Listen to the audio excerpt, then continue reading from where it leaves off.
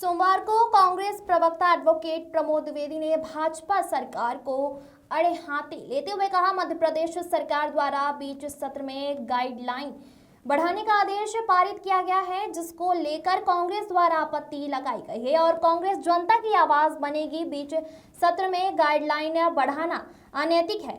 सुनिए क्या कुछ कहा एडवोकेट प्रमोद द्विवेदी ने।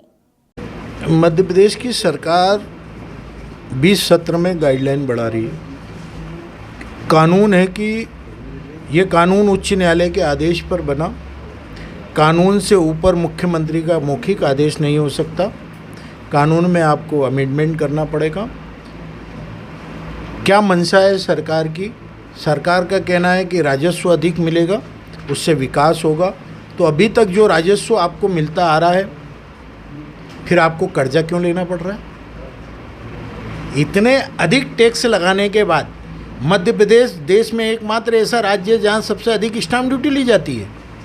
मध्य प्रदेश एकमात्र ऐसा राज्य है जहाँ पर 4-6 जगहों पर केवल स्मार्ट सिटी बन रही है, लेकिन उसका टैक्स अन्य तहसीलें, जिला, नगर पंचायत, नगर केवल गाँव को छोड़ करके आम जनता चुका रही है।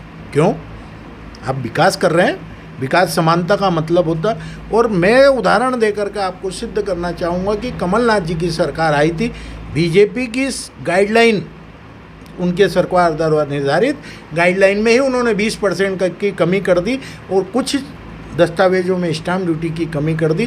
कोरोना काल चल रहा था, लोग घरों से निकलना नहीं चाहते थे, डरे हुए थे। स्कैन करने में कोरोना आप पर आ सकता था। ऐसी विषम परिस्थितियों में इंदौर ने लक्ष्य से 100 करोड़ अधिक राजस्व प्राप्त किया। पूरे मध्य प्रदेश में प्राप्त हुआ। क्यों?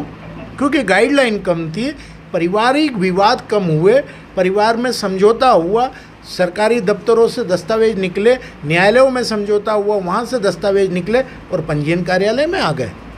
गाइडलाइन कम थी, आयकर विभाग में समझौता हुआ और आदमी यहाँ रजिस्ट्री कराने आ गया। क्रेता और विक्रेता के बीच में संवाद हो गया, दस्तावेजों की संख्या बढ़ गई। ये कांग्रेस का उदाहरण था।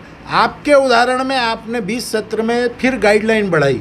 मैं पूछना चाहता हूँ कि मंत्रियों को नई कार देने के लिए या स्वयं के लिए हेलीकॉप्टर खरीदने के लिए?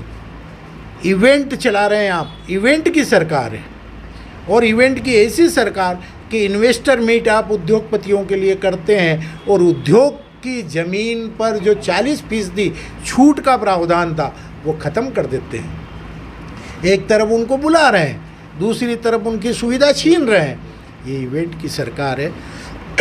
और ये जो 20 सत्र में गाइडलाइन बढ़ाने का काम किया जा रहा है, नीति के विपरीत है। आज आपत्ति लगा दी है कांग्रेस। जनता की आवाज़ बनेगी। जनता भले ही इनके बहकावे में रहे। एक आखिरी लाइन आपसे और कहना चाहूँगा कि सनातन धर्म में दीपावली पर्व सबसे महत्वपूर्ण पर्व होता है और धनतेरस से शुरू होता है, भाई दूज के अगले दिन समाप्त होता है। इस समय कार्यालय बंद था तो दावे और आपत्ति कहाँ से लगा लेते? तो 3:30 बजे तक का आपने समय दिया। धनतेरस से आम आदमी त्यौहार मनाने में लग गया और मुख्यमंत्री ने स्वयं मंच से कहा था।